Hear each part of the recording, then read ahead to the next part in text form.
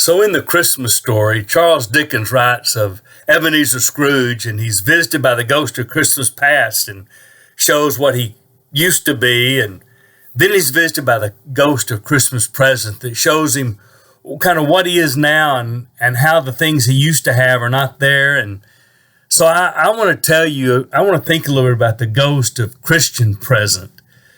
For some of you, I think maybe all of us, when we think about Jesus at this time of year, there are kind of three things you have about your life, and you're probably one of these.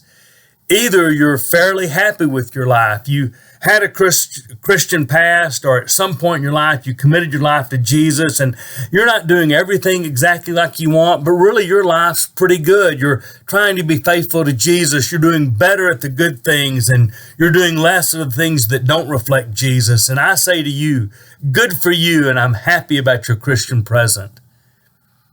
But for some of you, you may have never had a Christian past, and you're pretty happy with a lot of things about your life, but there's that nagging sense.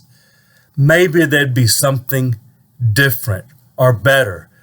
Maybe you would have relationships that'd be a little deeper, a little fuller. I mean, your kids appreciate you maybe, and your marriage is okay, but it seems like it could be better and deeper. And yeah, you have connections with people, but surely there's more to life than.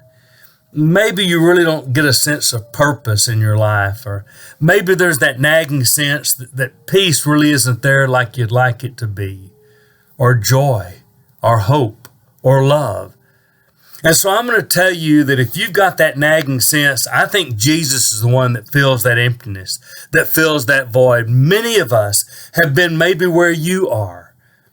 Didn't really have a Christian past, but as we look at our present, we wonder if there's something to it. And I'd really encourage you to talk to one of your Christian friends or comment on this YouTube channel, and I'd love to connect with you and visit about that. And for some of you, your Christian present really is a time of regret. You're remembering back when you and Jesus were more of a thing than you are now.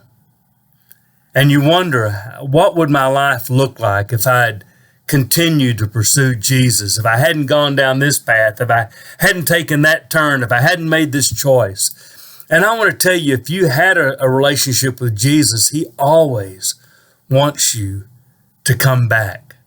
He does. You may be the one that was in his flock, and out of 100 sheep in his flock, you're the one that wandered away, and he seeks you. Jesus always wants you to come home and come back. So I want to tell you right now, if you're kind of reflecting on your Christian present or your lack of a Christian present, it can change. Who you are does not have to be who you will be. And Jesus does offer that life of joy and peace and hope and love. So if you've got that, keep doing what you're doing. If you wonder if there could be a different life, I'm going to tell you there can. Please talk to one of us. And if you know you had that different life and want it back, then go for it, because Jesus will welcome you home.